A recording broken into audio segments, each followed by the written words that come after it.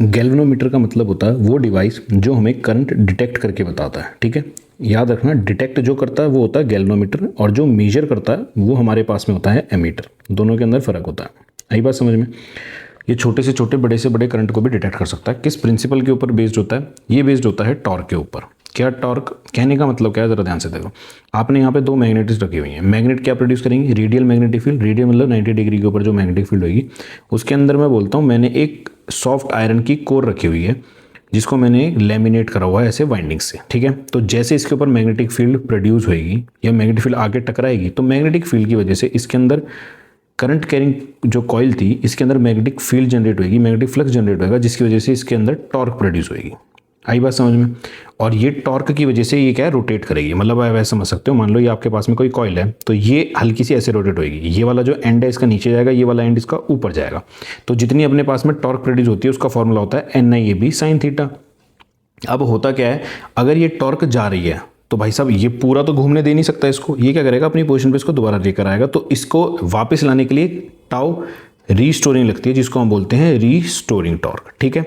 इस प्रिंसिपल पे पूरे पे बेस्ड होता है। अब देखो टॉर्क कितनी लगी, NIAB sin थीटा। थीटा की वैल्यू मैंने बताया, रेडियल मैग्नेटिक फील्ड होती है तो कितनी होती है, 90 डिग्री। टाउ की वैल्यू आपके पास में आएगी NIAB। अब इसको दोबारा से अपने पास लेकर आने में, दोबारा से उसी पोजीशन पे लेकर आने के लिए क्या लगती है, एक रीस्टोरिंग टॉर्क लगती है, जिसका फॉर्मूला होता है K अल्फा। K होता है यहाँ पे torsion constant of spring. Spring जो हमने अटैच कर रखी होती है लैमिनेटेड कोर से।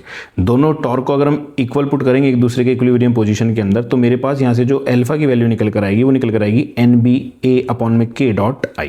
तो यहाँ से अगर आप जरा देखोगे तो अल्फा डायरेक्टली किसके ऊपर डिपेंड कर रहा है, करंट के ऊपर। यानी आप जितना ज़्यादा करंट दोगे उतना ज़्यादा अल्फा प्रोड्यूस होगा। उतना ज़्यादा अल्फा का मतलब उतनी ज़्यादा रीस्टोरिंग टॉर्क प्रोड्यूस होगी। आई बात समझ में?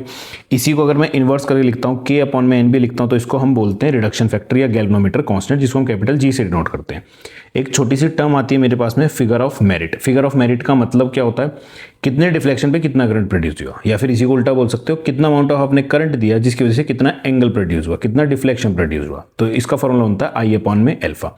सेंसिटिविटी, सेंसिटिविटी हम दांतों के लिए यूज़ करते हैं सेंसिटिविटी वर्ड। सेंसिटिविटी का मतलब छोटा सा अमाउंट भी हमको बड़ा सेंसिटिव लगता है, बड़ी दिक्कत देता है, बड़ी परेशानी देता है। तो सेम इसके अंदर दो तरीके की होती है। करंट सेंसिटिविटी मतलब थोड़े से करंट के लिए भी, आपको पता है ना ये निडल होती है गैल्वेनोमीटर की, तो ये क्या करती है, मेजरमेंट करती है निडल, यही तो देगी आपको, डिटेक्ट करेगी। तो करंट, थोड़े से अमाउंट का भी आप करंट दोगे, मान लो आपने 0.2 एम्पियर का भी करंट दिया, तो थोड़े से अमाउंट ऑफ करंट के लिए भी बहुत ज़्यादा लार्ज डिफ्लेक्शन देगी। उसको बोलेंगे वो कैसा है, आपके पास में करंट सेंसिटिव है।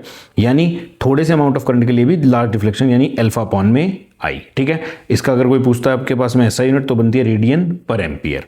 ऐसी होती है वोल्टेज, यानी थोड़ी सी वोल्टेज के लिए भी क्या देगा ये अपने पास में, लार्ज डिफ्लेक्शन देगा, ठीक है। और ये किस के ऊपर डिपेंड करता है, नंबर ऑफ टर्न्स के ऊपर, magnetic field, area of coil, और इनवर्सली प्रोपोर्शनल होता है टॉर्जियन कांस्टेंट के। इसके अंदर से दो बड़े इंपॉर्टेंट टॉपिक निकल कर आते हैं। देखो एडवांटेजेस डिसएडवांटेज इसके अंदर से आप पढ़ लेना। ये एक होता है dead beat galvanometer. Dead beat type galvanometer का मतलब क्या होता है, इसका मतलब होता है बिना ऑसिलेट हुए, बिना ऑसिलेट मतलब बिना फड़फड़ाए, जो अंदर कॉइल रखी हुई है ना, वो ज्यादा टर्न्स वगैरह नहीं लेती, बिना SHM प्रोड्यूस करे, बिना ऑसिलेशन प्रोड्यूस करे, चुपचाप एक्यूरेट और बढ़िया रीडिंग देती है। इस टाइम के जो गैल्वेनोमीटर होता है उसको बोलते हैं डेड बीट टाइप गैल्वेनोमीटर। दो बड़े इंपॉर्टेंट कन्वर्जन आते हैं जो कि अलग से टॉपिक में भी आते हैं। Conversion of MCG into ammeter. किसी भी गैल्वेनोमीटर को अगर हमें एमीटर बनाना है तो हमें क्या करना पड़ेगा, एमीटर का काम क्या होता है भाई साहब, करंट को मेजर करना। तो हमें क्या करना पड़ेगा, एक लो रेजिस्टेंस का शंट जोड़ दो उसके साथ में। कैसे, पैरेलल। आपको 3 वर्ड याद होने चाहिए कीवर्ड। लो रेजिस्टेंस रहेगी वैल्यू, जिसको हम बोलते हैं शंट, और कैसे लगाना है हमें, वो पैरेलल लगाना है, ठीक है। रेजिस्टेंस का टाइप ही होता है। अब मेरे पास क्या है, मान लीजिए इसके अंदर शायद ये मिसिंग है एक पेज, मैं यहीं पे करके बता देता हूँ। आपको पैरेलल लगाना है। पैरेलल लगाने का मतलब क्या हुआ, आपके पास में ये आपके पास में गैल्वेनोमीटर था, गैल्वेनोमीटर के साथ में मैंने पैरेलल लगा दिया यहाँ पे कोई S शंट लगा दिया जो कि रेजिस्टेंस है। अब मेरे पास यहाँ पे क्या आ रहा है, नेट करंट निकल कर आ रहा है। यहाँ पे कोई मेरे पास, मैं ऐसे मान लेता हूँ इसको, ये मेरे पास नेट करंट आया, तो ये दो ब्रांचेस के अंदर बट रहा है। KVL से देखोगे तो जो गैल्वेनोमीटर की ब्रांच में जा रहा है इधर में उसको बोलता हूँ IG, जो ऊपर जा रहा है उसको मैं बोलता हूँ I करंट। तो मेरे पास अगर दोनों लूप के लिए मैं लिखना चाहूँगा पोटेंशियल, वो क्या लिखा जाएगा, अच्छा पोटेंशियल क्या, दोनों के अंदर पोटेंशियल सेम होएगा, पैरेलल में लगे हुए हैं तो पोटेंशियल दोनों का बराबर आएगा V=IR। तो ऊपर वाले के लिए लिखूंगा I इंटू में S, इधर से बराबर आएगा IG इंटू में G। आगे बात समझ। तो यहां से अगर मैं वैल्यू लिखना चाहूंगा शंट की, तो मेरे पास निकल कर आएगी IGG/में कैपिटल I करंट। क्लियर है, इसको याद रखना। दूसरा होता है अपने पास के, अपने इसमें देखो ये दे रखा है, ये दे ही रखा, सॉरी नीचे थे वो, डबल स्टेपल हो गए वो, स्टेपल तो खैर क्या वो हो गया है। हाँ, ये जाने लग रहा करंट। मैंने ऊपर वाला आई नेट मान लिया, इसमें आई माइनस आई जी लेके चले हैं, ठीक है। तो इसके अंदर से वही आया, नीचे आई माइनस आई जी आ गया। मैंने आई कंसीडर कर लिया था, वो आपकी मर्जी, आप कोई भी कंसीडर कर सकते हो। इसका मतलब इसने जो ले रखा ना, ये मान लो 10 एम्पियर है, तो ऊपर अगर 2 गया तो ऊपर 8 गया होगा। मैंने भी ऐसे मान रखा, वो सेम चीज़ होती है।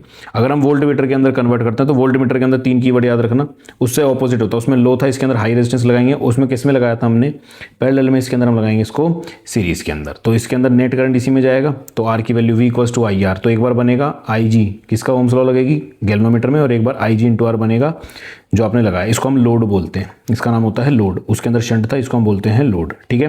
तो यहाँ से आर की वैल्यू आपके पास में ही आ जाएगी। ये दोनों बड़े इंपॉर्टेंट टॉपिक हैं, देख लेना।